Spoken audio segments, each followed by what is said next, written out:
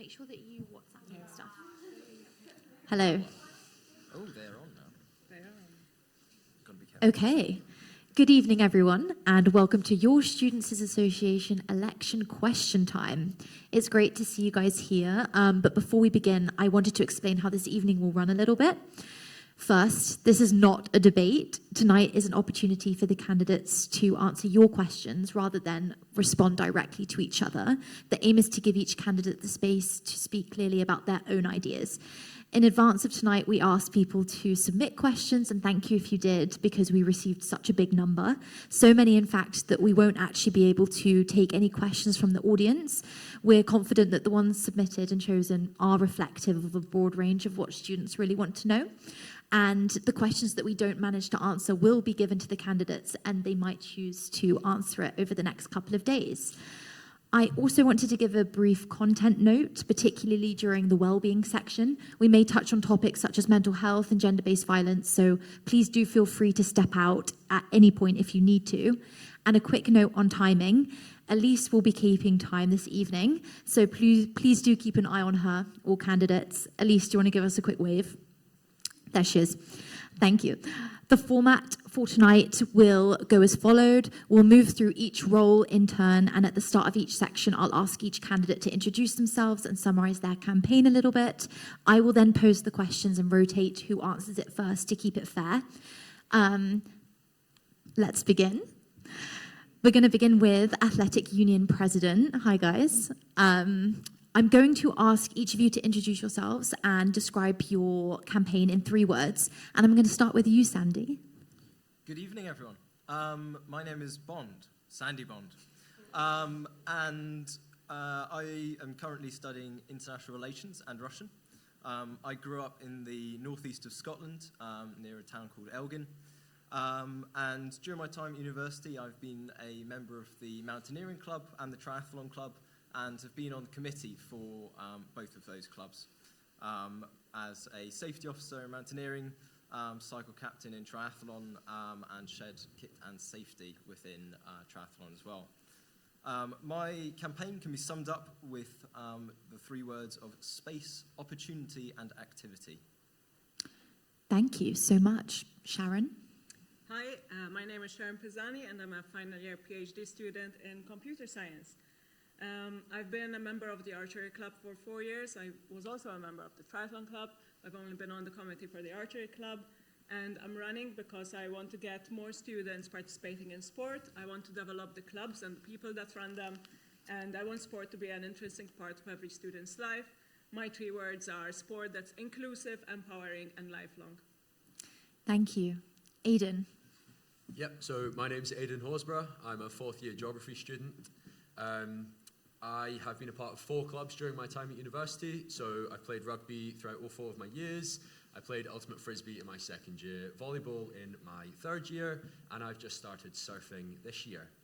I would sum up my campaign with the 3 words, community, accessibility, and presence. Thank you so much. And so our first question is, how are you going to achieve an inclusive experience for students wanting to get involved in sport? Aidan, I'm going to come to you first. Yep, well, I think the main problem is awareness. So there's a lack of awareness about what you can do up at Saint Sport. There's a way to fix that. Simply advertising it more. So talking to the presidents of all the clubs, talking to people as I see them, using the Saint Sport Instagram just to get the word out there of what is available. I think also affordability is a bit of an issue with making an inclusive experience for sport here at uni. By continuing and expanding free programs that already run up at Saint Sport, we can get people up there doing things sport-related to combat that hurdle. Thank you so much. Sharon, I'm going to come to you now. I believe that sport looks different for everyone, so I want more people participating in sport, whether that's through recreational sport or joining a sport club. Within clubs, I want to create more clear beginner to competitive pathways so that every student knows what they are able to do within the club. I want to get more clubs involved with the recreational sport program as well. So there's a variety of sports that students can try, even if they don't want to join a sports club. And I will make sure that each club has accessible policies in place so that people who identify as having a disability can work with that sports club to find a way that can accommodate them in the sport that they want to try. Thank you so much. And Sandy, what about you? From my perspective, then, most of the people who feel comfortable taking part in sports, whether that's because they have a background in sport or know people that are part of a club, they are already getting involved. It's the people who maybe haven't done sports before that aren't used to sort of going to a sports centre. As Aidan says, perhaps don't know what the sort of facilities and opportunities that we have up at Saint Sport are.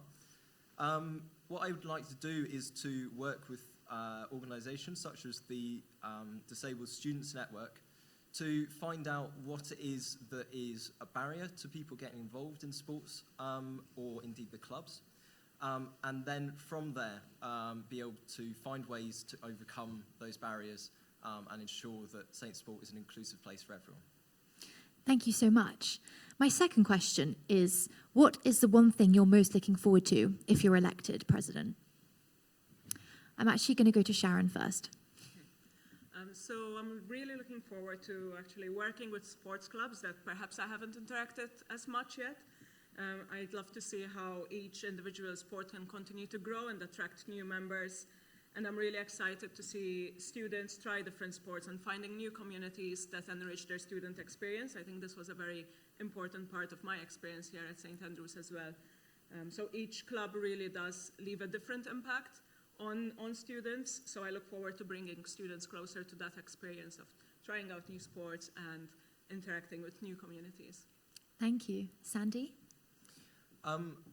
One of the things that I've loved throughout my time here is the community that we have up at Saint Sport, whether that is the relationships in the clubs that I've been part of, or indeed with the wider staff within Saint Sport. I've loved, even before I was actually working there, just going along and having a chat with some of the people who worked on reception. So I think one of the things I'm most looking forward to is building more connections with a wider range of clubs. As Sharon said, getting to know a few different people, but also getting to know those in the union, because throughout my time at uni, I've been quite engaged in the sports sector and not so much here. So it would be quite interesting to develop those links, across the board. Thank you so much. And I guess people don't always have a clear sense of how the AU and the union work together. If you were elected, how would you shape that relationship? Adrian. Oh, I'm so sorry. You don't need to. No, I'm kidding. I am so sorry. So one of the things I'm looking forward to doing next year, if I am elected as AU Pres, is continuing the networking that I've used my university career doing. So I've been interning as a sports participation officer for the past 2 years, and that's involved me getting to know and working with so many different clubs. And I think networking can happen on multiple different levels as AU Pres, getting to know what the students themselves are doing, what the clubs as a whole are doing, what the uni as a whole is doing, but also seeing what other universities are doing. If they're doing something good, then I can maybe bring elements of that into what we're doing here at St. Andrews, and then even wider, working with SSS, Scottish Student Sport, on a national scale, and trying to see how we can just improve St. Andrews sport. It's going to be a super exciting time. And I guess, what I might be able to say is that a clear sense of how the AU and the union work together is sort of sometimes lost. So if you were elected, how would you shape that relationship? And we can start with you this time, Aidan. So honestly, I'm not too sure how they always go hand in hand. It's not a very clear direction, but I do want to change that. I think by spending more time here in this building with other elected roles, I can simply speak to them. What issues are you facing? What projects have you got going on? What is your solution? Because who knows, by talking to them, we can maybe tackle 2 birds with 1 stone. Who knows? But we won't know unless we actually speak to each other. So. That's so nice. And what about you, Sharon? Yeah, I think what's important for me is that I'm also present here, not just at the Athletic Union over at the North Hall, so I'll make sure that I'm actually physically here. The union already works with the Athletic Union to make sure kind of the objectives of both entities are aligned. And we all know how much sports students love sinners and the opportunity for athletes to socialize with each other outside of sport in a different location. So sports clubs are present within the union already during Sinners and other events, and I would continue to grow on that collaboration by facilitating sports clubs who would like kind of additional venues to host their own socials, and also creating more spaces for sober socials, which I think is also important, so that clubs can strengthen their community with each other without necessarily the need for alcohol. Thank you so much. And last but not least, Sandy. Yeah, so I think that there's actually quite a lot that the AU and the union can work together on, particularly in terms of well-being and how much sport contributes to well-being. As well, I'm very conscious that at the moment, a number of the sports clubs actually have to use union facilities. Pole dancing is an excellent example. As far as I'm aware, they actually don't use the AU very much, I think for only one session. And then otherwise, there are other sort of, there are other clubs within the union that could also potentially be using the AU spaces if they're available at a time that suits. So I think there's quite a lot of stuff that we can work together on to ensure that there's space and opportunities for everyone across the board. Thank you so much. I think also what we're seeing is the question arise of, with all these new societies, especially whether it's political societies being established in St. Andrews this year, what would you do to protect the freedom of expression for all students and prevent new societies being subjected to intimidation or just feeling intimidated by starting? I'll go to you first, Sharon. Firstly, I think that every student should be able to voice their opinion, no matter what it is. And with St. Andrews being such a diverse place, I think conflicting ideas are bound to happen, and they should be welcomed. However, I want to make sure that student groups feel they are able to engage with the union and other societies as well, without creating harm or creating abuse towards other students. And in cases where accidents happen, then I want to make sure to highlight pathways that students can take in order to report those incidents and make sure that action is taken. Thank you so much. And what about you, Aidan? Yeah, so I think with one of my key things for my campaign is accessibility, and going hand in hand with accessibility is creating a welcoming environment where you can feel free to express yourself. If you can't express yourself, then, well, something's wrong, essentially. So you need that freedom to be able to do it, and as Sharon said, you need to know where to report these incidents if they do happen.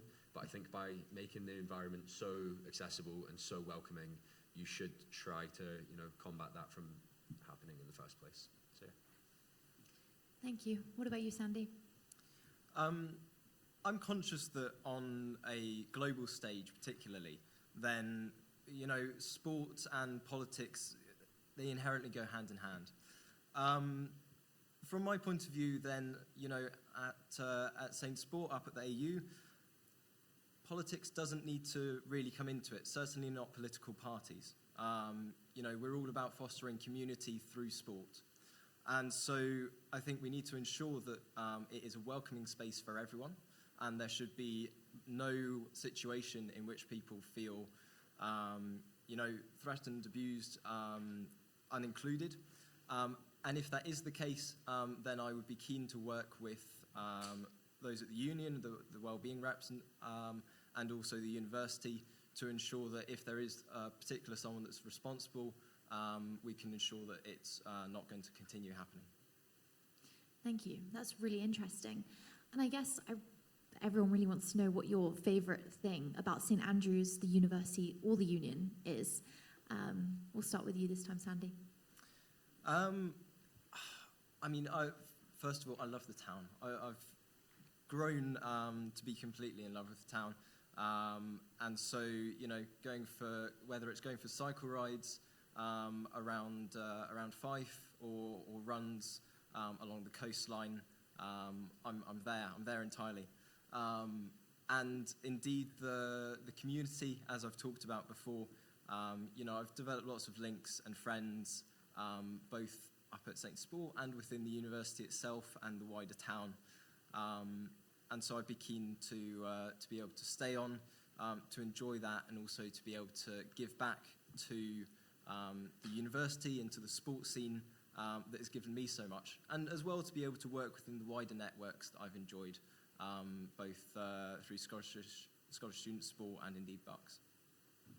Lovely, thank you so much. What about you, Sharon? In St. Andrews, I have just absolutely loved the variety of clubs and societies that I can join, both here at the Students' Union and also at the Athletic Union. I've developed not just my sporting abilities, but also my hobbies. I've certainly used the facilities. I think we have a lot of facilities here. I've used the darkroom a couple of times, and I had never developed film before, so that was a really great experience.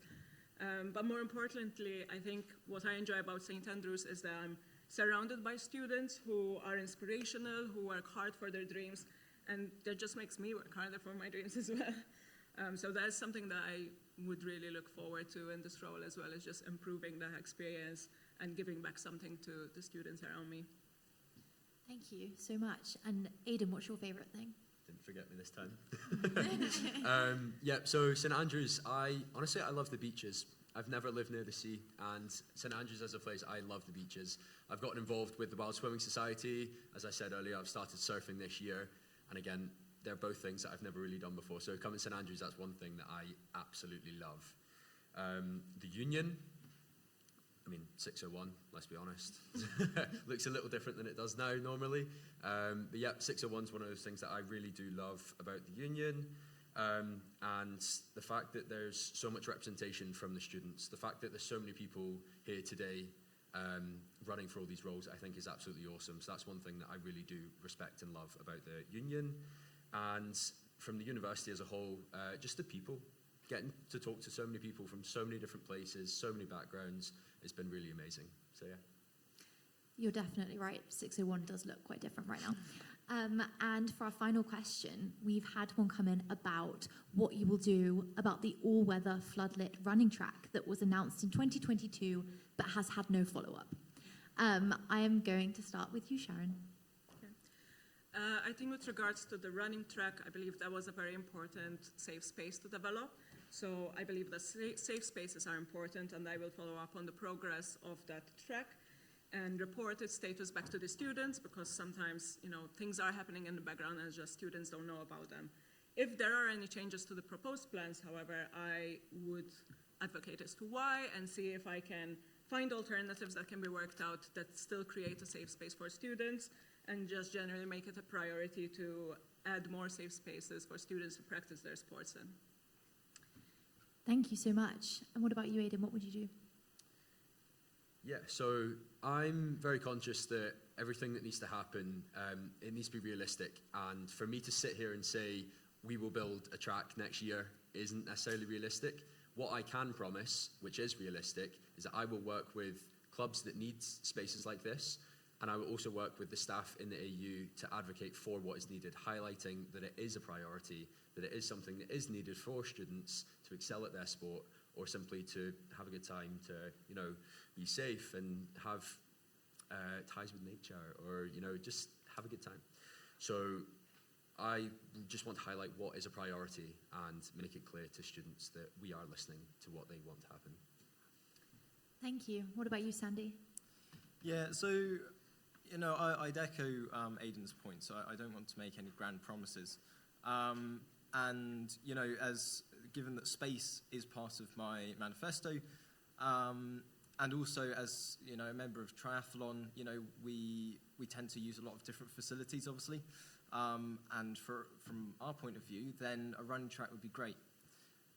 Unfortunately, then I believe that the idea for the running track has actually been scrapped. This is because on consultation, then neither students nor the wider community actually felt that it was much of a priority, and they didn't voice any real vigor for wanting it. And given the costs associated with it, it was felt that they could be better put elsewhere. And so I'd be keen to ensure that that money does get put into ensuring that there are safe spaces for us to pursue sports as we wish. Thank you so much. That concludes the questions that I had for you. Thank you so much for putting yourself forward and also for being here to answer the questions. Sport is such a huge part of our lives, so it's been so interesting to hear the different approaches that you would each bring.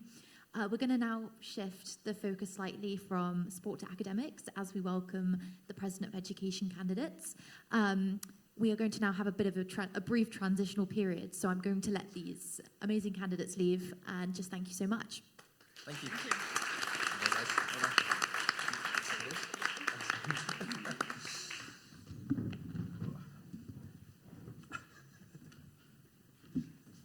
Very professional, guys. Could have been a book.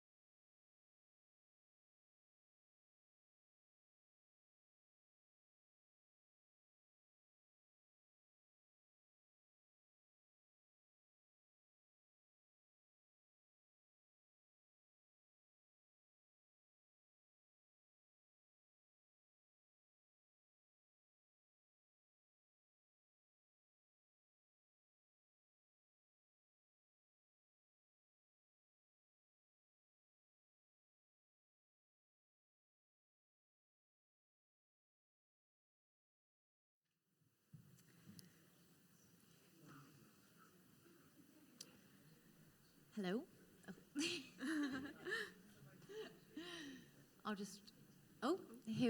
Welcome back.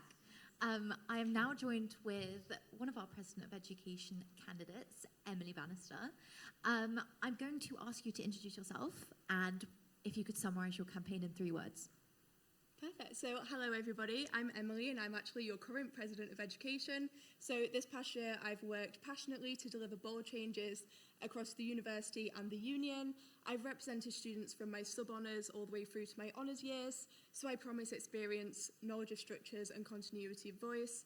I truly have a proven track record and a firm belief in the changes that we can inspire. The 3 words I would use to summarise my campaign would be tried, tested and true. Catchy. Thank you. One thing I've really learned is that the majority of students here seem to be joint degree students. So what will you do to improve their experience? Yeah, so of course, majority of students here study a joint degree, but our current numbering system for credits forces joint degree students to overcredit and overwork every single year. In terms of statistic, there's actually 600 to 700 students in every single year group who are having to overcredit and overwork themselves every single year. So I want to continue my work with the university to introduce a new credit system to mitigate this overcrediting. As part of this, I also want to tackle the amount of work that students do per credit to benefit both joint degree and single honours students. So have you ever thought, why am I doing more work for my 15 credit module than my 30 credit module? I have been there too. So this is why I want to ensure that the amount of work you're doing is what you actually signed up for and you're not being overassessed, particularly if you're taking a joint degree, so taking modules from different subjects that don't necessarily line up. Thank you so much. And what will you use your position on University Court for? So I'm in a unique position, of course, because I'm actually the only candidate who has experience on University Court this past year. So that puts me in a really good place to help the newly elected President of Union Affairs navigate the University Court landscape and make sure they know what their duties of a trustee should look like. In terms of specifics, I want to push the University Court to conduct a review of how many students that our estate can actually handle to prevent teaching in halls and also the union. I want to push the university, well, I want to continue to push the university to divest from unsustainable and unethical funds. And I will also use my seat on the University Subcommittee Planning and Resources Committee to ensure that New College and Digital Nexus embrace the relevant features that matter to students, whether that be accessibility features, group study spaces, or much needed lecture theatres. Lovely. And like everyone else, somebody's asked, what is the one thing you're most looking forward to if you're elected or re-elected President of Education? Amazing. So in terms of manifesto goals, I'm definitely most excited to found Got Academic Skills and make it part of the Stand Together initiative. So this will ensure that every single school and therefore every single student here has a peer mentorship scheme specifically to boost your academic skills. Out with my manifesto, I'm definitely looking forward to going through class rep elections today. So this is definitely the busiest and most hectic time of the year for my role and the academic representation team as a whole. But it's always fantastic to see a new group of class reps come through. And of course, we broke all elections records last year, and I really want to do the same this year. Super ambitious. And I suppose the £1 million question is, how would you solve the teaching in halls problem?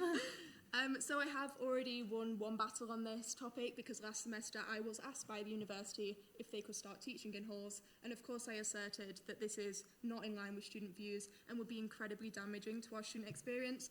However, I do acknowledge that whilst I've won the battle, I've not yet won the war. So to tackle this war, student numbers, I believe, is the key.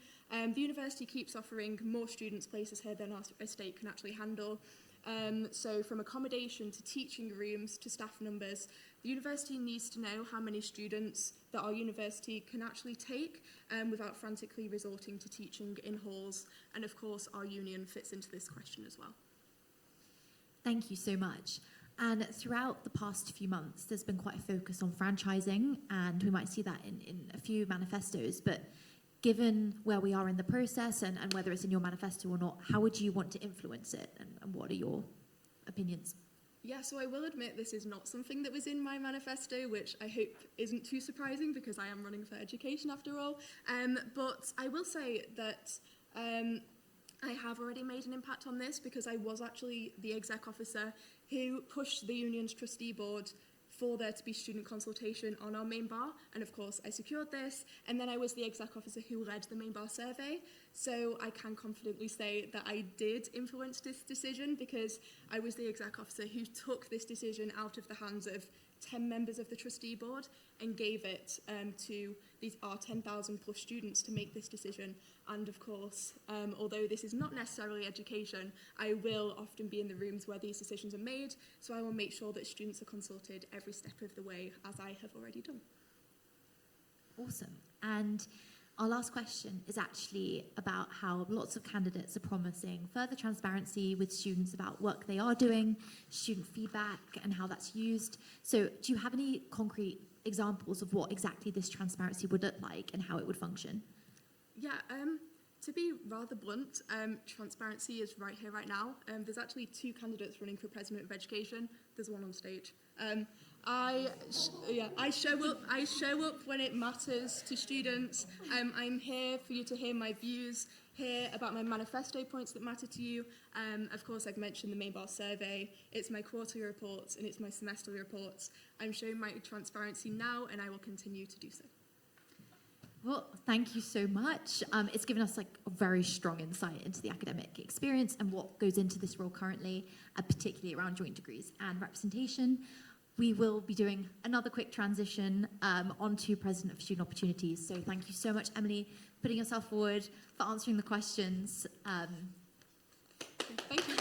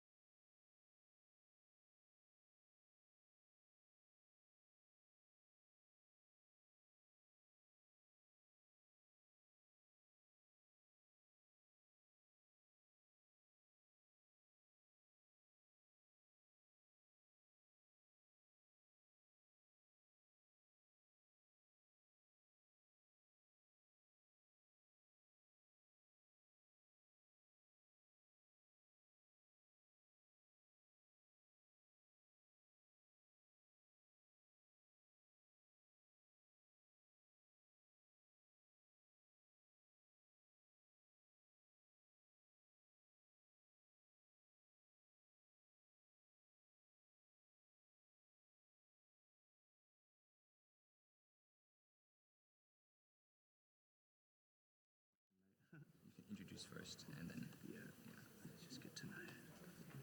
Before he starts attacking you. Oh, crikey. Are we starting?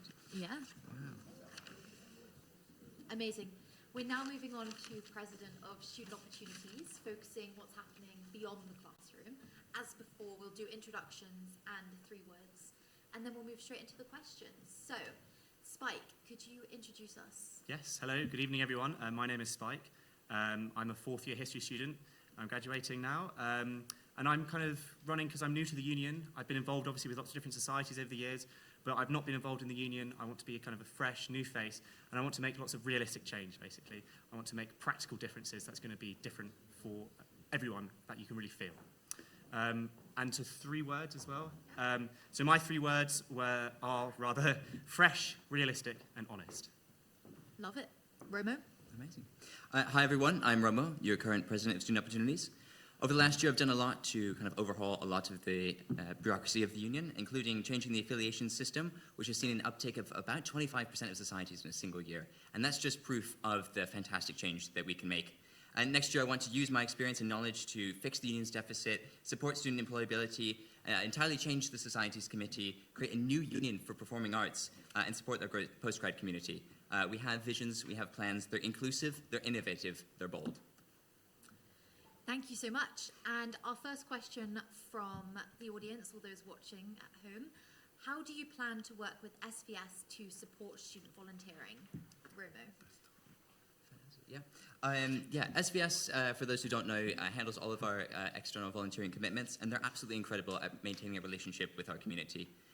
But there is a lot that we can do to work with them, including restructuring the entire thing to reduce the pressure that currently exists on the convener and her committee, providing some additional resources of various varieties to include specialized projects and further afield projects as well. And I would work with SVS to kind of develop our volunteer recognition strategy, because SVS has kind of picked this up when nobody else would. And there's a lot we can do. These are my plans, and there's a lot more on the manifesto. Amazing. And Spike?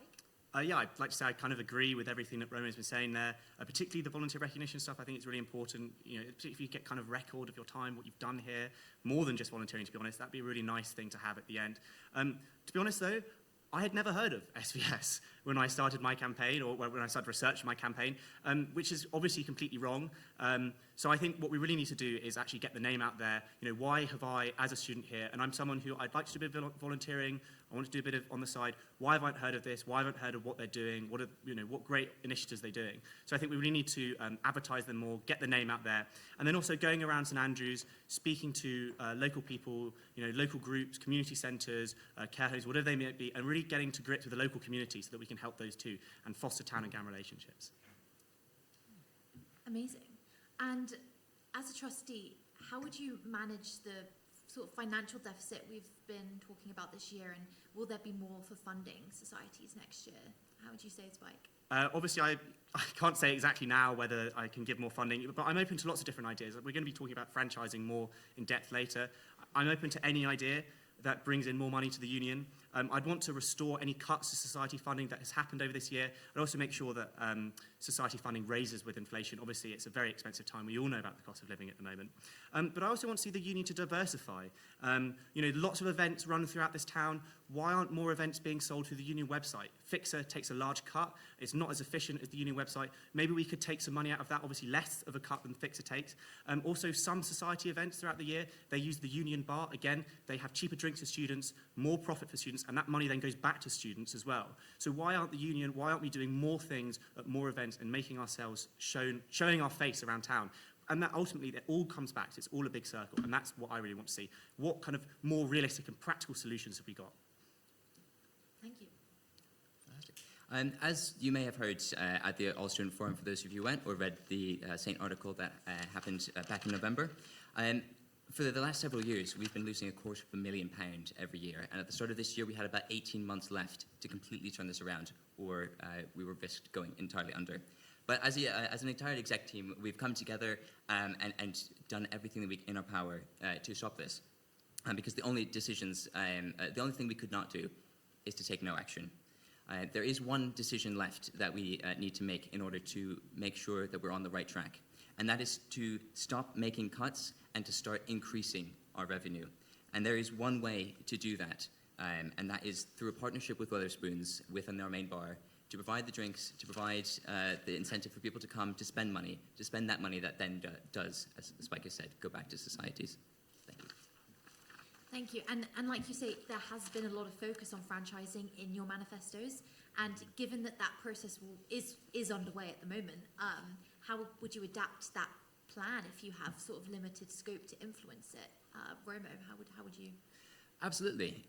As Emily has said, this year we were presented with this plan and made the decision to pump the brakes just enough to make sure that we were getting some student consultation, because the student consultation is very, very key, and it's very important moving forward as well. The next All-Student Forum, I believe, is scheduled for June, where we will talk about a lot of the practicalities behind this decision. What happens to the spaces, to the students that are affected by this decision, and how do we make sure that we're not compromising anything that we have in order to make sure that our union is successful going forward. Yes, taking students with us is 100% part of my plan, and I look forward to working with you every step along the way. And Yeah. what do you think? There has been a lot of focus, obviously, on franchising. It's a big issue. Obviously, nothing has been agreed yet. And if the deal is going to be bad, then we need to pump those brakes even more, even though the situation is dire. The reality is that we hold the upper hand. Any franchisee, they want to use our space, so we can dictate the rules, we can dictate the agreement that we want to see. So what I'm really focusing on, for example, is safety. Safety, safety, safety. If you're there, a group of young people, potentially even including 17-year-olds, on a Wednesday, some of them might have had a few drinks. We all know what Sinners is like. Do you really want to go into a public space where there are members of the public who might be, creepy or whatever? We need to make sure that we protect people. We need to protect our union spaces as well. I, for example, did some research today. Other unions which have franchised out to Wetherspoons, for example, that's been a big name, Hull and Newcastle, you can't book those spaces. We need to make sure that we can keep booking our spaces like Sandy's Bar so that we protect them for our societies. And that's why I just say we need to adapt any agreement that we have to make sure that it works for our students as well as for the union. Thank you both. And with new political societies being established this year, what would you do to ensure that and protect freedom of expression for all students and prevent those new societies from being subjected to intimidation? Spike, if you begin. Obviously, I support freedom of expression of any type, and I reject intimidation as well, particularly. But that's why I'd like to encourage the societies to affiliate and to use the union spaces, because that way we can protect them, but also we can hold them to account. And it also holds us to account. So it stops any accusations that, the university is involved in intimidation or the union is involved in intimidation, because we can use the correct channels so that if there is any derogatory language or people are using derogatory language against political society, then we have those channels, we have those processes. And that will also help us protect political polarization in this town and ensure that there is no hate of any guise to anyone for whatever reason. That is my main priority. We can't allow that. Thank you. What about you, Romo? As your president of Student Opportunities, I fundamentally believe in the freedom of speech for all students from all backgrounds. We do sit on a global stage. The union does have a zero tolerance policy, and I do stand by that. I support the opportunity for all students to speak up and to speak out. Thank you so much. And how would you work to change the bureaucracy of opportunities to work better for societies? Romo, it's your chance. Thank you very much. As part of the change program, we've created a bunch of forums that were installed over the summer. And they're fantastic for making sure that the power is with students and with societies to talk about the things that they want to talk about. But that's not enough. We've realized that when we're making decisions, just simply having students in the room is not enough, because they need to have been part of the process the entire time.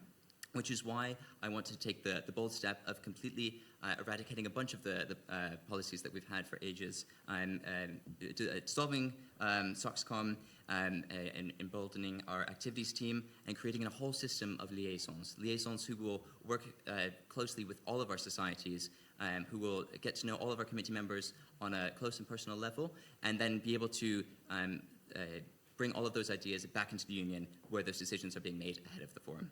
Thank you. And Spike, now's your chance. Well, obviously, again, I support pretty much everything that's been said there. Society Committee is going to be changing regardless of who wins on Friday. But I want to make the President of Student Opportunities central to that role. I also want to make sure that any change that happens, it doesn't increase bureaucracy. We can't be spending more of our students' money on more paid roles. We need to make sure that we're cutting it as much as possible. That's why I would want to be as accessible as possible, answering as many emails as possible, which unfortunately that's not always been happening so far. I would want to be a really accessible person. And I think the point is that I've been independent of the union up to now, and that's a good thing. Obviously, it comes with its drawbacks, but at the same time, I'm here, I'm fresh, I'm new, and I'm going to try and cut through the waste as much as possible. And I think from an outside perspective, it often seems like the union has got a lot of personal cliques. You know, I kind of considered not speaking about this tonight, but is it acceptable that the debate moderator tonight has given a personal endorsement to my opponent? Now, there's no malfeasance there, that's perfectly allowed, but personally, I don't think that passes the smell test. I think we need to stop things like that happening, folks. And what, on a more personal note, is your favourite thing about St Andrews, the university, or the union, Spike? My friends. St Andrews is great. You walk down the street, you go to the library, you come to the union for a night out, you go to the pub, you'll always see one of your friends there. You can have a pint, you can have a chat. And you know, the union is great for that. When societies work well, when the union works well, societies are big groups of friends. And I've used societies to meet people in every other year group for every single year that I've been here. So now that I've got friends in first year, and I've got friends who, when I was in my first year, in their fourth year, and I still keep in touch with them. And that's why I'm so passionate about this. We need to keep protecting our societies. We need to keep using the union to protect our societies and stop letting the union getting in the way of societies so that we can keep these friendships alive. And then people will keep enjoying St Andrews as much as I have for the last 4 years. That's why I want to stay another year, guys. Thank you so much. And what about you, Roman? Absolutely. Yeah, my favorite thing is very much that small town feel. The very fact that there are 3 streets and you can't go halfway down one without bumping into several people that you already know. The passion as well behind everything that happens in St Andrews is unbelievable. We have one of the highest rates of volunteering, of engaging with the community, not just across Scotland, but the entirety of the UK. And the magic behind that is absolutely incredible and something that I want to protect, encourage, nurture, not just next year, but for many years to come. Thank you so much. And so we're looking how a lot of candidates are promising further transparency with students. And so what does this look like in practice? Spike, if you wanted to go first. Well, I want to say that I'm going to try and go to as many events as possible. I'm going to be a approachable face. I want everyone to see me. I mean, I'm 6'7". It's pretty easy to see me in the street anyway. But you know, I want to really be approachable. I want to be known by committees. Talking about student feedback, though, particularly, we do a lot of forms, we do a lot of feedback over the year. Quite often, it feels like the results of these have been doctored or slightly skewed. Often, we talk about oh, there's been a massive majority for this, but in reality, you look at the turnout, it's 20, 30%. We need to make these things clear. We need to make these things in plain English as well, and say, well, actually, overall, this means that only maybe 25% of students over the whole university have supported this. And you know what? In those instances, we need to put our hands up, and I would certainly put my hand up and say, you guys haven't supported this. And if that as well is damaging to the union, then look, it rests on democracy, it rests on the students as well as much as it rests on me. Thank you so much. Roman? Fantastic. Yes, as I've already mentioned, I'm encouraging more students to be part of decision-making processes from the very start all the way through to the very end is fundamental to my campaign. I talk a lot about it in my manifesto, which I encourage you to read, but liaisons are that step that we need. And by having regular encounters with all of them and being able to post about all of the things that we're working on, not just on the union level, but on society level as well, that will not only make things more transparent, more easily accessible to everyone, but it will allow societies to feel more represented to the union and to the wider community as well. Thank you so much. We've also just seen a question come in that I've been sent that has been pushed, and that was, how would you deal with maybe some of the lack of candidates for the important roles such as LGBT officer or environmental officer, especially given that the last political just happened? Romo, it'd be your time to go first. Absolutely. Well, let me first just say that if I have anything to say about it, that will not be the last Glitter Ball. Glitter Ball is a fundamental, is a staple of our community. But just like for SVS, I think the key there is kind of doing a little bit of a restructuring and reducing the workload that we're asking of these volunteers. Because we're asking someone to sign up not just to represent all of the LGBTQ plus people in St Andrews, not also to run Glitter Ball and to manage the Gay Saint, but to put on all of these events as well. And that's just not something that someone can do in the time that they have outside of their degree, particularly not when the cost of living is going up and students are increasingly finding it more important to do work outside of this as well. So yes, that is my plan. Thank you, Spike. Again, broad agreement with everything that's said there, particularly on the Glitter Ball front, of course. It's such a shame to see such a major event being lost to the university. I'm sure there must be something that can be done about that. I think advertisements in general is such a really important thing. I think potentially as well, is there the possibility of moving timings for some of these elections? I know personally, I'm currently at a very busy time of year. Second semester at this time, it can be quite busy. Understandable why people maybe don't want to be running for things.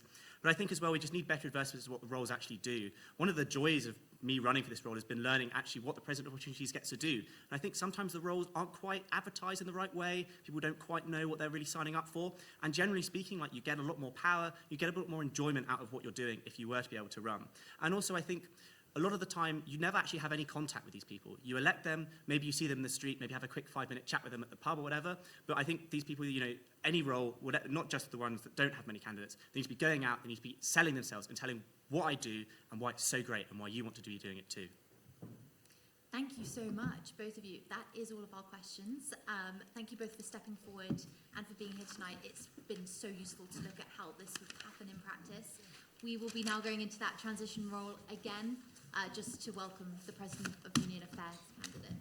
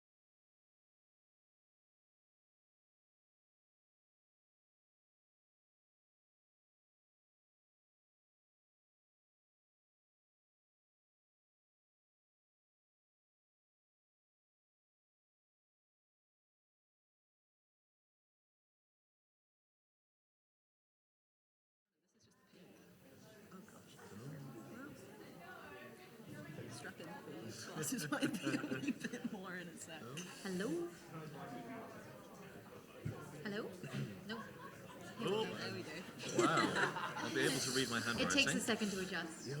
Well, That's one way to put it. Okay. Thank you, everyone. We are now moving on to the role of President of Union Affairs, which is often quite broad and sometimes a little bit misunderstood. So it's a really good opportunity to hear from how each candidate interprets it. So as before, we'll begin with introductions and the 3 words to summarise your campaign before moving on to the questions from the audience. So, Amy, if you were to go first, could you introduce yourself and those 3 words, please? Hi, my name's Amy. I'm a 4th year student of international relations. I'm also currently your charities officer at the union. My pronouns are she, they, and I'm really excited to run to be your president of Union Affairs. I would describe my manifesto and my campaign as a campaign for visible, realistic change. Thank you so much. What about you, Robert? hi. My name's Robert Rayner. I'm running for President of Union Affairs. I'm currently a 4th year student of philosophy and theology. I have a passion for good governance, affordability, transparency, resisting PhD tutorial cuts, all of that sort of thing, making St Andrews beautiful, stopping its statification. And I think I'd be a fresh, independent voice with experience of charity change programs, and I think I can bring my knowledge to the new role. And I describe myself as fresh, competent, and bold. Thank you. And Omar. Hi, I'm a 4th-year student doing computer science from Glasgow, and I'm running to be your President of Union Affairs. This past year, I've worked directly with Alice on major issues like Andrew Melville Hall. It showed me the impact the show can have on improving student lives, and that's exactly why I'm running. To summarise in 3 words, my campaign is transparency, affordability, and persistence.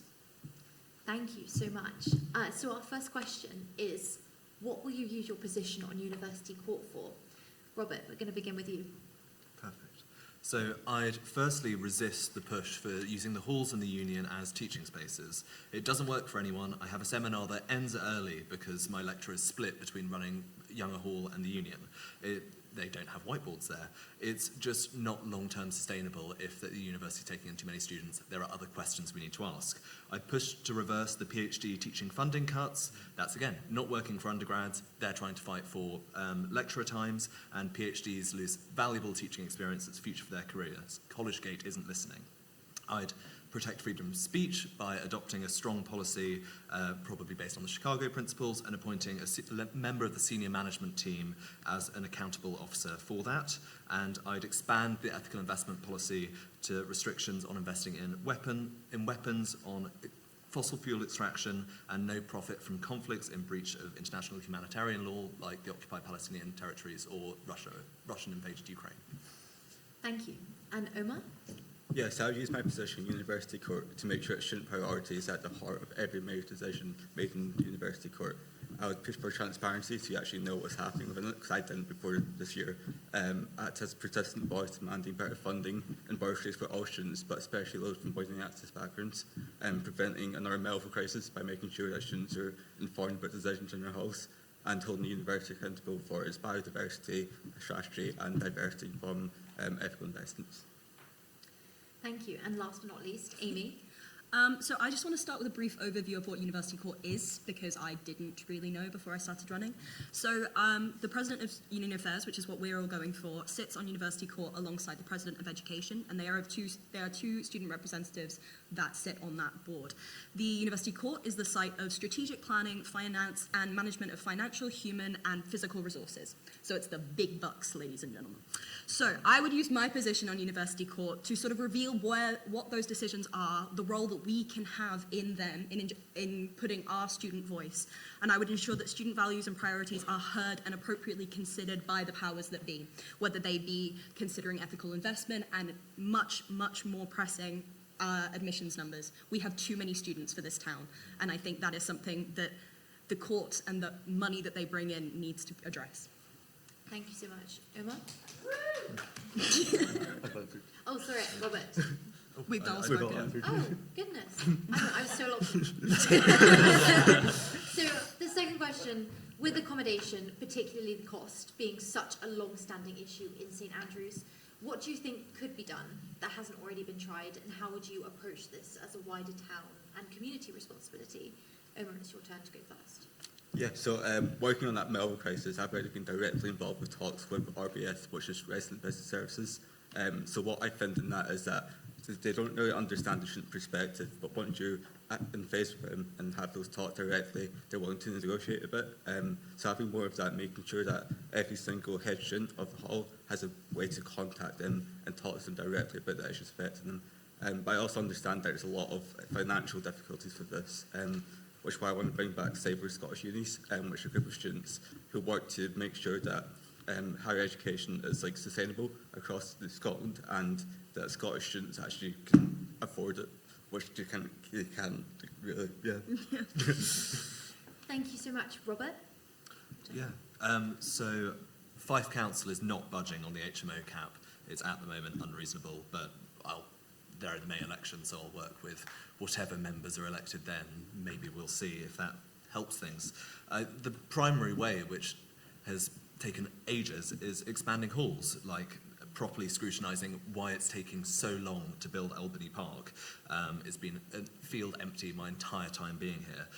It's the best way to also resolve any town and gown tensions, because you're not taking up local housing stock. Also lobbying the university to expand the university managed property programme. So it's a great service. I lived in university managed property with Tom in second year, and I had a lovely time. You had a single point of contact, and I wasn't like my friend Fergal, who was left with lead in his water for 2 weeks. Sorry, not 2 weeks, 3 months. And it's cheaper rents, livable accommodation, and actually reading the university accounts. Why are there £5 million profit in accommodation and conference events that's not cross-subsidising it? Thank you. Amy. So I would like to address this question in sort of two parts. So for many students in this town, you live in halls initially and then you move into private lets. Halls are an incredible opportunity for us to access so many students. I was very heavily involved in University Hall. I was deputy senior student for the last 2 years, and I was charities rep in first year. So this gives me a really unique opportunity to provide realistic, sustainable and supportive connections between hall committees and the union. I know what hall committees need from the union, and I know what they definitely don't need. On the private let side, students are going to be priced out of St Andrews. That is not something that can be fixed with my term as President of Union Affairs. However, I want to change the perspective on the viability of commuting. Dundee, Guardbridge, Cooper, Lucas, these are all places with accommodation much, much cheaper than in town. And if we provide the necessary structures and support, it can be an incredibly viable alternative to the rising costs in St Andrews. Thank you so much. There has been quite a lot of focus on franchising in both the manifestos, in the conversation tonight, and given that this process is in discussion and underway, I want to know how potentially each and everyone with you would influence it. So Amy, beginning with you, how would you?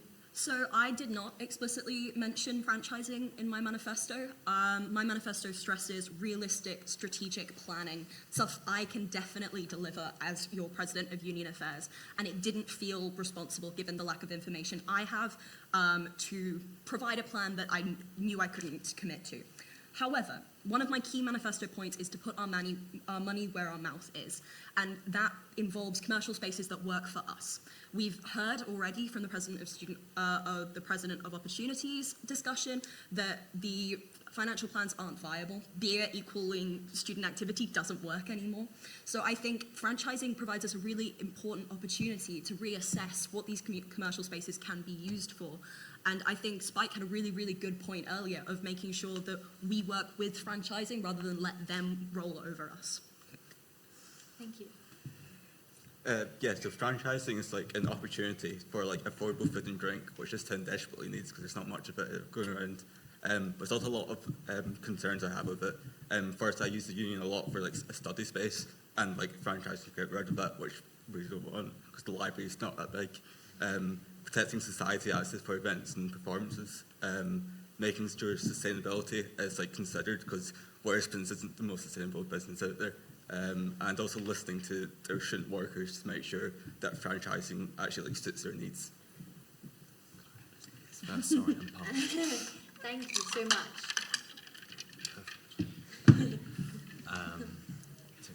Yeah, go for it.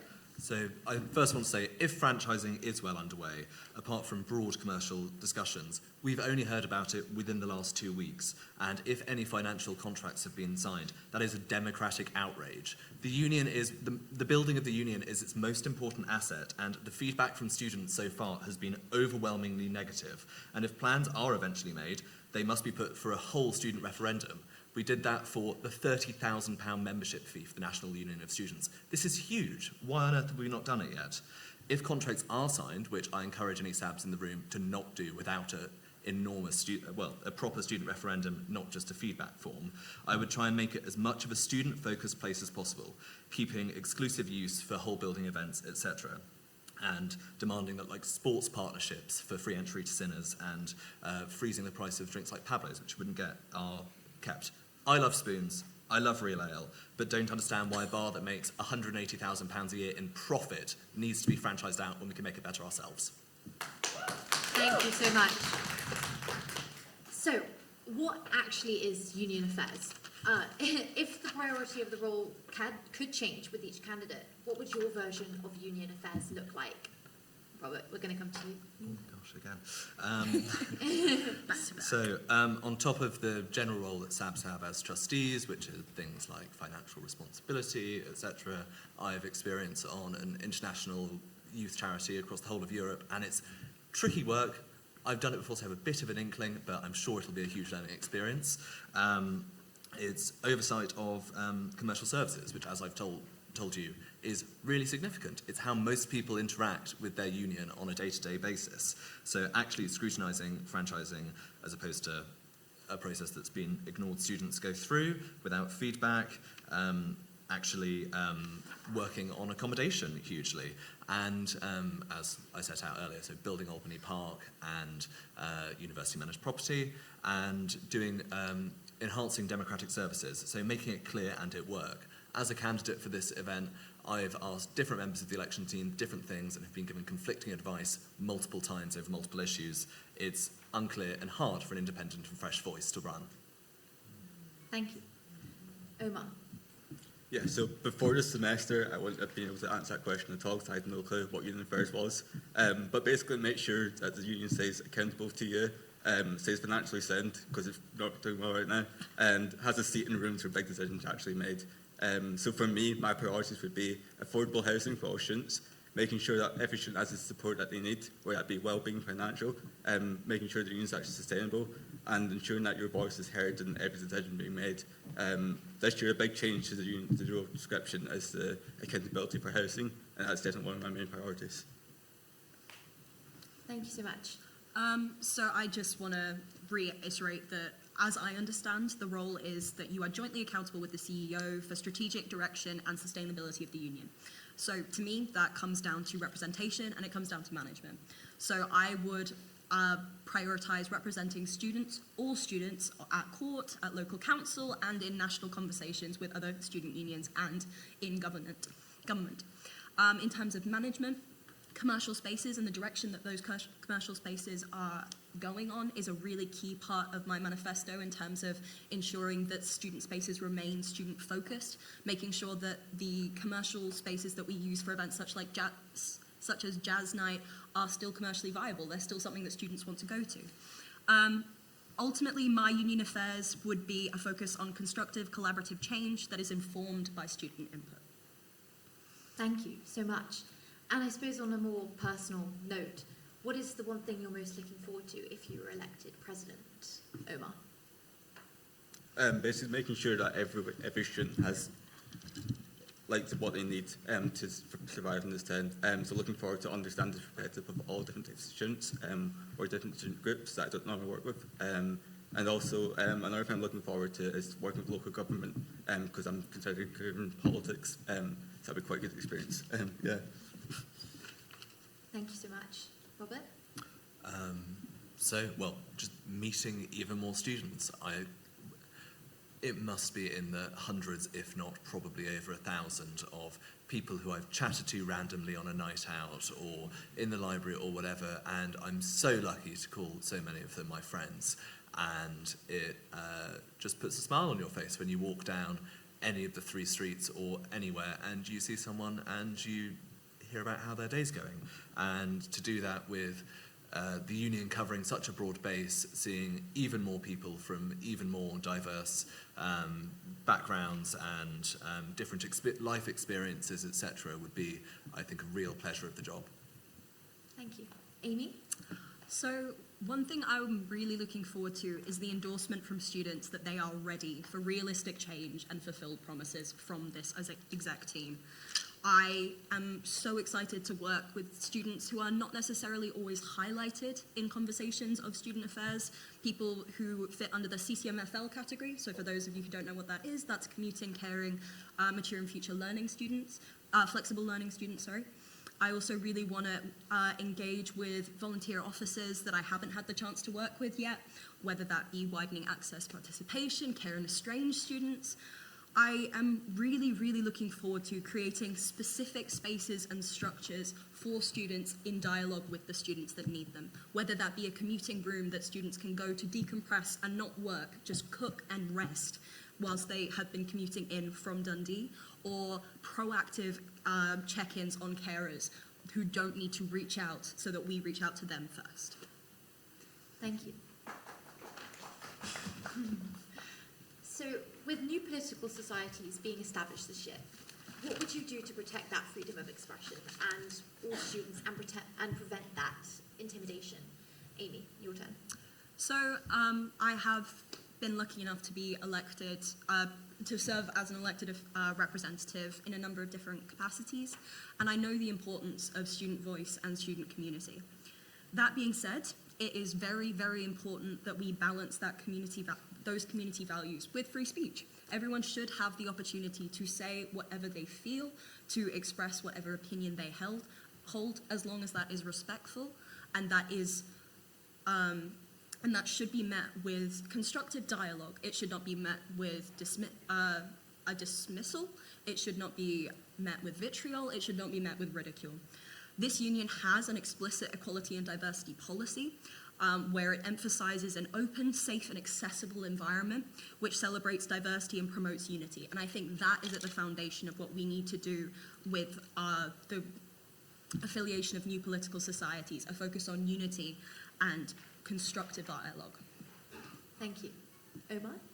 Yeah, so I'd work to, again, prevent freedom of speech and make sure every political party has a place where they're able to represent themselves, most likely through union affiliation, so that way you can encourage more like structured debates and stuff, because a lot of this like hostility comes from just not understanding our perspective. So having a place where you can, in a respectful manner, voice your opinion and concerns about the party would help us solve a lot of those issues.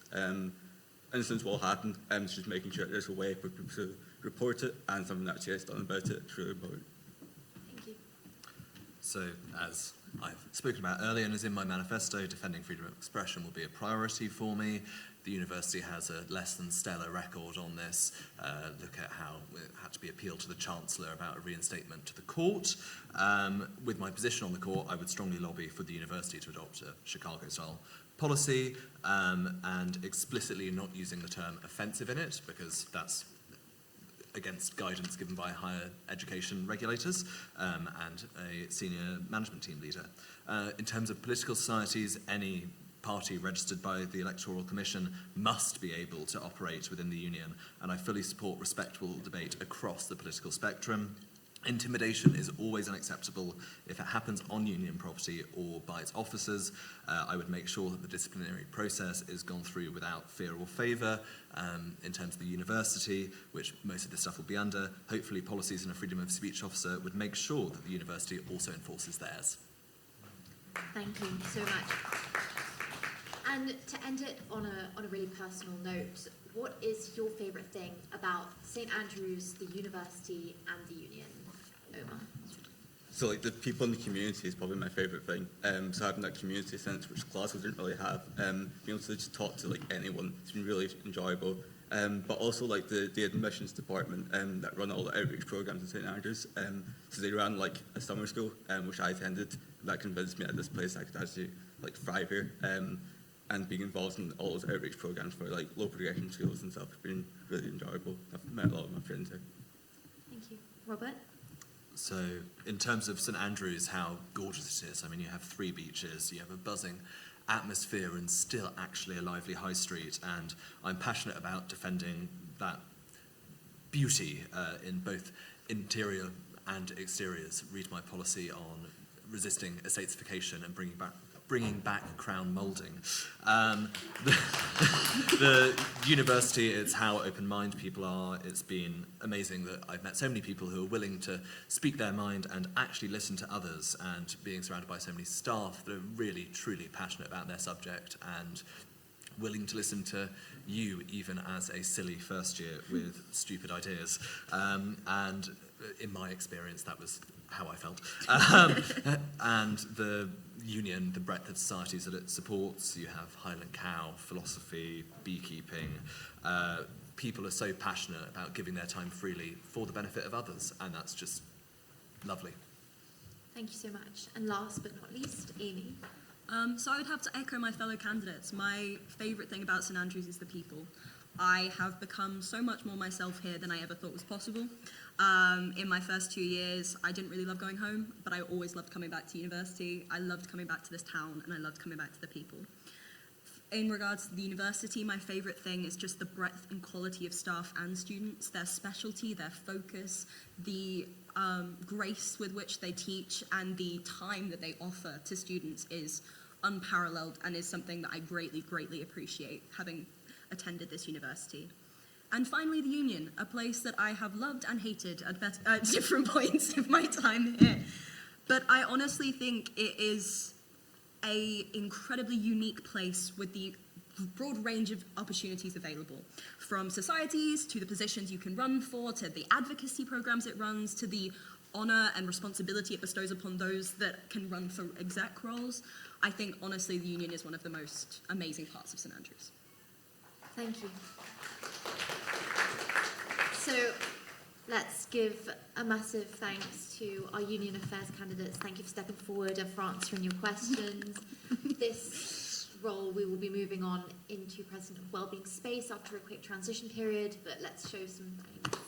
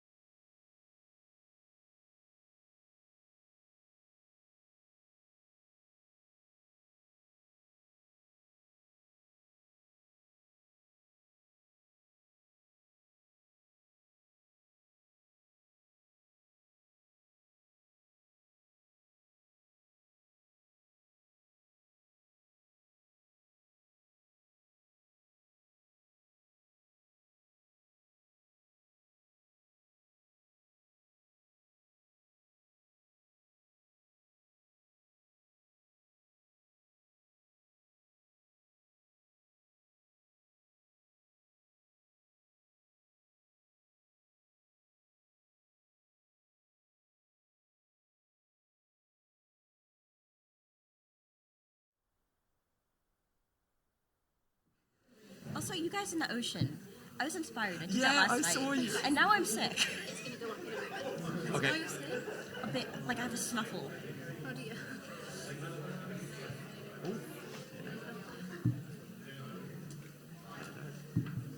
Thank you, everyone. We are now moving into our final section of the evening, which is the candidates for President of Wellbeing Community. This role will focus on student support and community, so some of the topics here may be more sensitive, but as we said at the beginning, so just to briefly reiterate, do take care of yourselves, step out if you need. As before, we'll begin with introductions and 3 words to summarize your campaign. So if Bartosz, if you could give us the first introduction and your 3 words. Absolutely. Hello, everyone. My name is Bartosz. I am running for your President of Wellbeing and Community.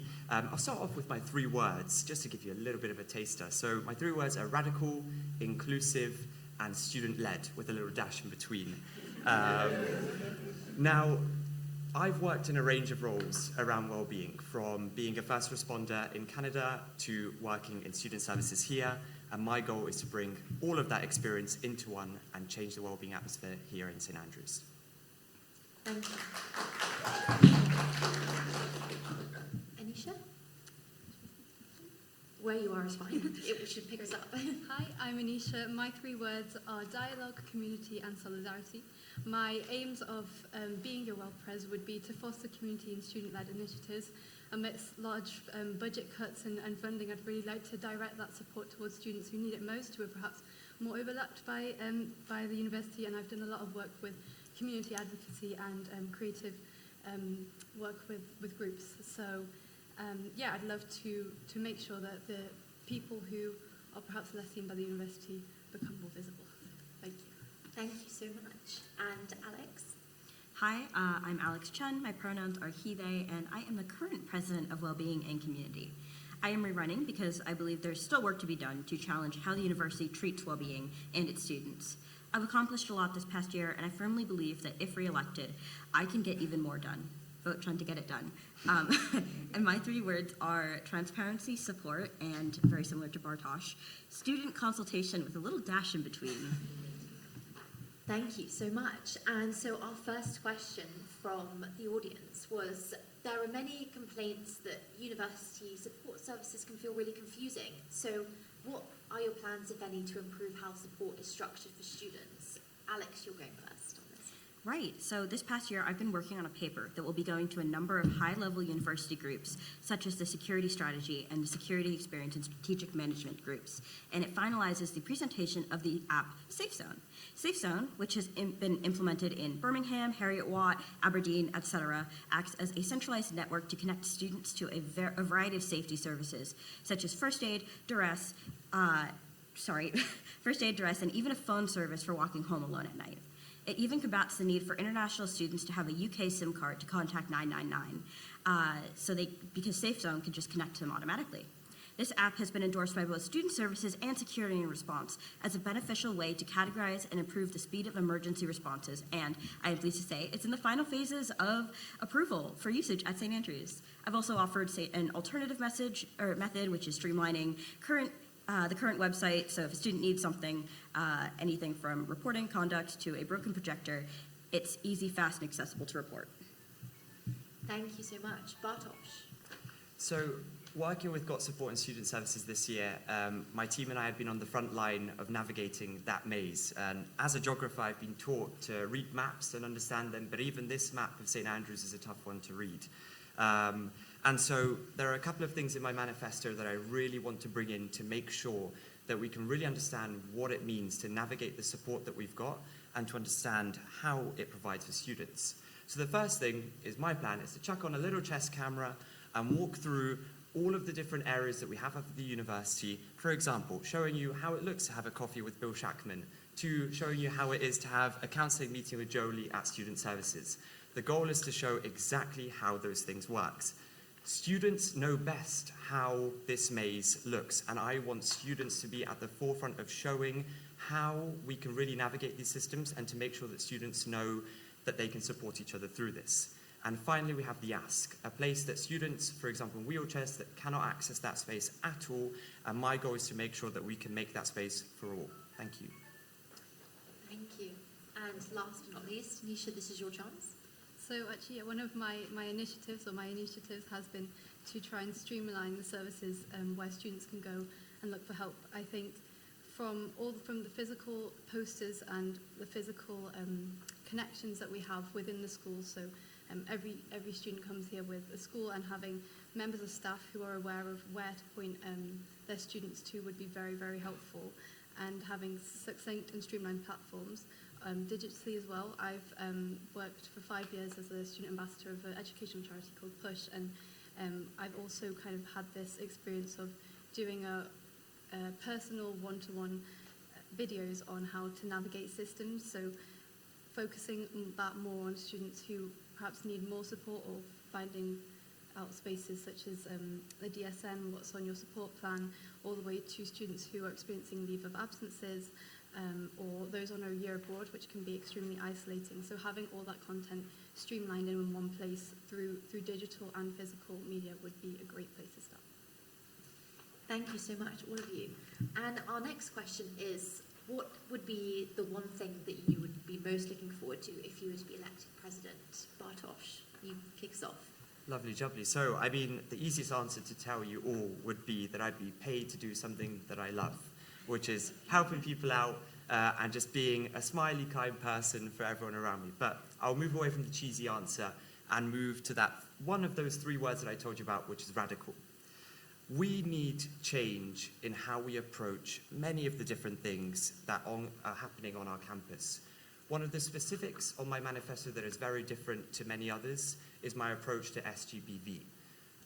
I am working with a charity and have confirmed a collaboration with them, which will bring DNA swab kits to St Andrews as a novel approach to sexual assault here at the university. I would want to see the university become a space that takes a leading role in the United Kingdom, but also in Europe, on how we approach very important issues that often are taboo and not spoken about.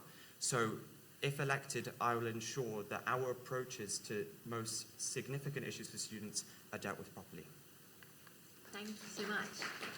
Anisha, what would you be looking forward to?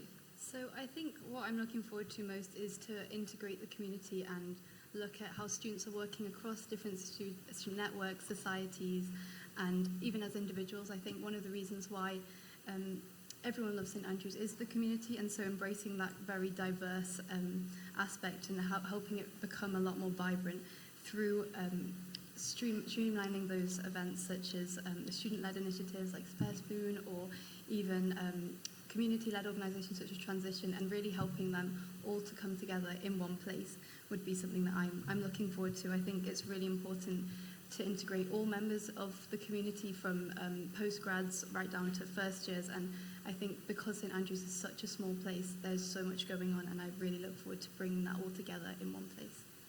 Thank you so much. And Alex, what about you? Right, I'm most looking forward to, it's very boring and not very glamorous, but continuing policy work. So the well-being role in the past has been largely founded in small union-based events and initiatives, and it's brought forward some amazing initiatives like the reusable period products and even peer support. Yeah. However, it's left the university's perspective of well-being unchecked, in my belief.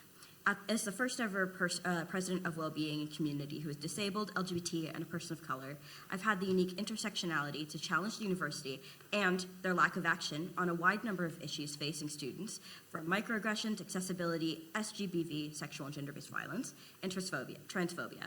This past month, I succeeded in bringing 2 policies in progress to be reviewed by an open student forum. It's never been done before, and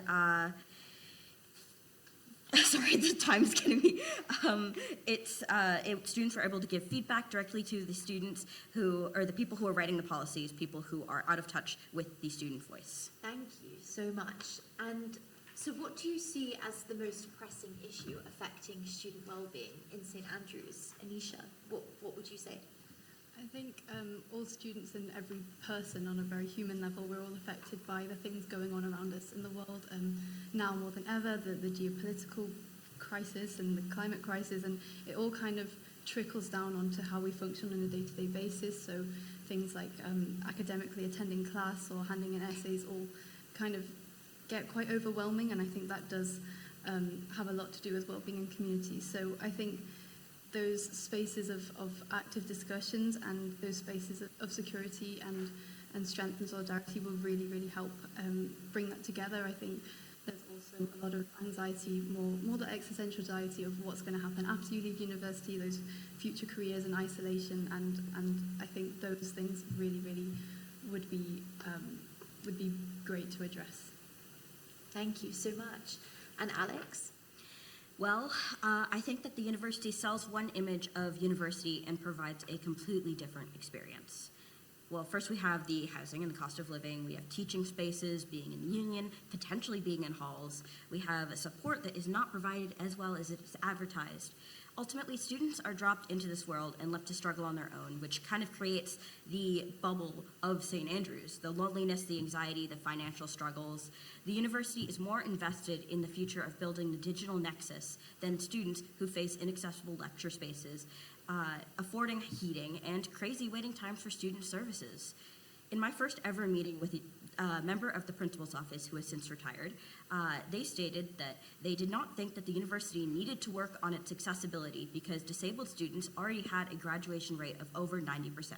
Not only is this horrifying for a number of reasons, imagine what our students could do if they were given adequate support. This university needs a culture change, and I intend to be the wake-up call that demands it. Thank you. And Bartosz? So, as part of my campaign, I've spoken to 29 staff members, over 200 students, and 12 community representatives, which account for the police, the fire service, and the local hospital. And one of the things that we've all spoken about as part of this campaign is actually the fact that a lot of the issues that students are experiencing are like a collection of loads of different things, right? So they'll be having issues with money, they'll be having issues with what has been spoken about on the stage currently. And so what's really important about dealing with these interlocking issues is realizing that they come down and transform into one very important space, which is loneliness and isolation. You find yourself in a space where all these issues are compounding you, and so you move away from the university. And we need to be radically in spaces to find that at its core, to make sure that students have access to the services that are at the university, because we've got tons of them, like Alex has mentioned, and we need to make a change so that students know exactly what can be done for them here when they're here. Thank you. Thank you so much. These are such important issues, and I would say to bring into the wider context of tonight as well, there's been such a focus on franchising, whether you've put it in your manifesto or not. It's sort of how would you influence this process? Alex, it's your turn to go first. Right, I'm going to drop a bit of a bomb. On the Board of Trustees, I, alongside others, advocated to postpone the potential of franchising until we could facilitate student consultation, which Emily spearheaded. Originally, the board was willing to go ahead and sign on a contract without any student input and actually implement spoons last summer. We stopped that. Being very transparent, as far as I know, no contracts have been signed yet. The final decision will be up to the university, as they are the ones who are deciding on the loan and if it will go forward. That being said, as an individual, I'm absolutely against Tim Martin and Weatherspoons. It goes against pretty much my whole existence as a person. However, if this is going to happen, I'm going to fight to make sure that students are included on this implementation so that student spaces and our voice will always be first. If this change is going to happen, I want to make sure it is controlled by students. It will be our main bar, our staff, and our rules. I'll be damned if I ever let a Weatherspoons magazine into this building. Thank you so much. And Bartosz, it's your turn now. I completely echo the democratic outrage that has come out from a lot of the candidates today on the stage, which is the fact that we as students haven't been involved and consulted in what has happened with this situation. The fact that this year's executive team have brought that to the fore and said, let's make a change and let's bring students in, is exactly what we need in future executive teams, and that's exactly what I will bring if I am elected.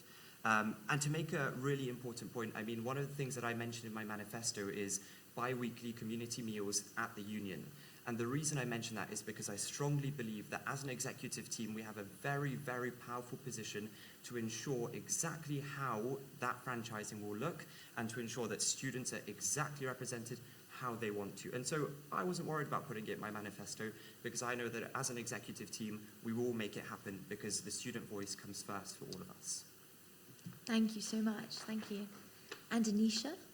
So I think the idea of franchising, especially, for example, the main bar into Wetherspoons, is very worrying for students. We come to the union as a safe space, and things like the main bar specifically are used for all different sort of student activities, one of which is a study space. I think that movement to make the study space even more accessible and friendly for example, neurodiverse students with their levels of lighting and noise, that will all kind of be ruined if it does become something other than that. And it's important, I think, to have designated spaces where students can go.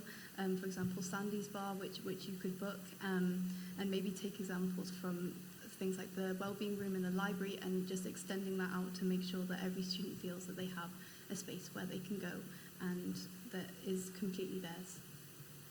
Thank you so much. And also on that sort of theme of the wider topics discussed this evening, with new political societies being established, how would you protect that freedom of expression and also prevent that feeling of sort of intimidation that we've been talking about? Bartosz? Yeah, so I want to be completely transparent on this point because I think we all know where this question has come from. So as an individual, I strongly disagree with the politics of Reform UK, and I believe that the rhetoric on immigration, LGBT rights and diversity is harmful to many of the students that I would be elected to represent. And so that is something that I want to put forward there straight away.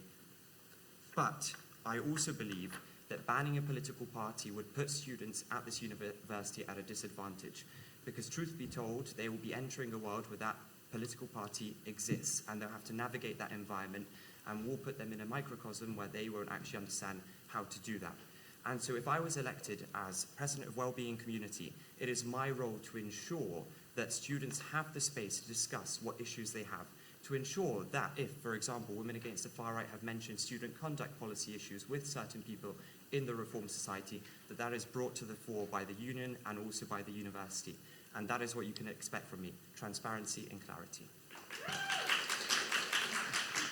Thank you. And Anisha, what about you? I think it's really important that as part of my initiatives, I'd really like to create consistent and reliable spaces where students can come together and engage in that active dialogue. I think that doesn't mean shying away from anything, but having those conversations is really important at a stage, whilst also protecting the safety of students. And so having those safe spaces where students can go, whilst creating spaces of integration is highly important to me. I think engaging in productive dialogue through those community events, which I hope to work on with a number of student societies and networks, is a great way of doing that. And so all students should also be aware that they have access to wellbeing services and to services across the university, but the safety of the student comes first. And so it's ultimately really important to make sure that there are spaces of a dialogue, but also spaces where students can feel safe and supported. Thank you. Thanks so much. And Alex? I think this question absolutely reflects the political changes and challenges that the world itself is facing. To be completely transparent, every society, from hole digging society to reform society, as Bartosz mentioned, will be treated exactly the same when it comes to affiliation. This is a legal system that governs student unions as a whole. That being said, politics around the world are currently challenging both freedom of speech and what it means. At St. Andrews, we are challenged to think critically, not just in our coursework, but in our lives. We're also challenged to respect, value, and be kind to all of our peers. To break it down away from politics, freedom of speech to me means I'm allowed to express viewpoints as long as those viewpoints adhere to and do not violate the university's code of conduct or the law. People are allowed to challenge my viewpoints. If I say the sky is green, people are welcome to challenge that. What is not acceptable remains defined in the code of conduct: respect, tolerance, and kindness. It is one thing to voice an opinion. It is another to insult a human being and the qualities that they cannot change about themselves. To not mince words, freedom of speech is important, but it's not an excuse or a weapon for intolerance and hate speech. To quote the head of student services, be a good egg, don't be a dick. And now, thank you, and I would like to bring it a little bit back to you, which is sort of asking what your favourite thing about St. Andrews is, if that's the university or the union, and we're going to start with you, Anisha. I think many people come to St. Andrews because they say that St. Andrews is the people and the community around that. And I think it's a cliche, but the community is so important. I think that's why it was one of my words. And there are people that I wish I'd found sooner, and that all links back to having those spaces early on and making sure that there are regular events that students can connect to, and making use of the spaces that St Andrews have. I think I'm really a big fan of the sea swimming and the long walks on the beach, and that's all really important for student well-being as well. So yeah, it's having everything everywhere all at once, and that can be good or bad at the same time, but trying to make that as positive as possible. I love that movie. Thank you so much. And Alex? Favorite thing about St. Andrews, it's given me like so many incredible opportunities. I know I was very engaged in sport when I was younger, and then I sadly became disabled when I was about 17. And I was able to join the archery club and continue with sport that I loved in an accessible way, and that has led to me actually competing in a Scottish national tournament this weekend, and I'm really excited and terrified. Yeah, I met my community by getting involved in Student Voice at the Union. My academic sibling was actually spiked in our first year at ABAL, and this drove me to work on Saints LGBT as well as the Gender Equality Officer. And then as Preswell, where I was able to introduce reusable drink covers available on request and drink and urine testing strips. I had a hard time finding community before I found the Union, and I want to share that with every single student. Thank you so much. And last, but definitely by no means least, Bartosz. So I've got my three kind of areas for each of them. So for St Andrews as a whole, I love the blooming community. Whether it's my friends who are here today, whether it's the post lady that drops off my post, or the elderly population in Morrison's Cafe, I really, really enjoy a good chit chat with all of them. And so that's my St Andrews point. Now, university, my friends will know that if I see office hours on my calendar, I am incredibly excited to have chats about anything and everything with my professors. So that is definitely my highlight of the university. And for the Union, it's got to be Rectors. Plonking myself on one of the sofas, opening up a good book, getting myself a chai latte, and sitting down and just having a little bit of a read. And that is exactly why I'd like to make it a sober space for nights out as part of my manifesto, to make sure that students experience nights out here in a fun, safe way. Amazing. And now I just wanted to thank all of you sitting up here and for everyone else, because that does bring us to the end of tonight's question time. Thank you so much to all of our candidates for your time and your thoughtfulness. Let's give a round of applause to our President of Wellbeing and Community candidates.